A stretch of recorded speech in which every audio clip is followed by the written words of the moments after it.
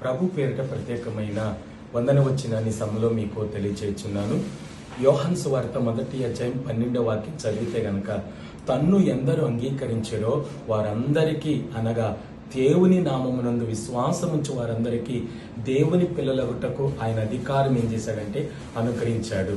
అంటే క్రీస్తు ఎడల నీవు విశ్వాసం కలిగి ఆ క్రీస్తు మీద ఉన్నటువంటి విశ్వాసముతో నువ్వు దేవుని దగ్గరికి వస్తే గనక, ఆ ప్రేమామయుడైనటువంటి యేసుక్రీస్తు ఆ ప్రేమతో నిన్ను ప్రేమిస్తూ ఏం చేశాడంటే, ఆయన తన బిడ్డగా నిన్ను ఏం చేశాడంటే అంగీకరించి తన సాక్షిగా నిన్ను నిలబెట్టి తన కృపలో నిన్ను వాడుకోవటానికి, తన కృపలో నిన్ను ఆశీర్వదించటానికి, తన కృపలో నిన్ను వర్ధిలింప చేయటానికి యేసుక్రీస్తు ఎవరంటే సమర్థుడు. కాబట్టి ఆ క్రీస్తును నువ్వు అంగీకరించి ఆ క్రీస్తు బిడ్డగా నువ్వు మలుచుకున్నట్లయితే ఆ క్రీస్తు నిన్ను నిత్య రాజ్యానికి వారసుడిగా ఏం చేయగలడంటే మార్చగలడు. ఆమేన్.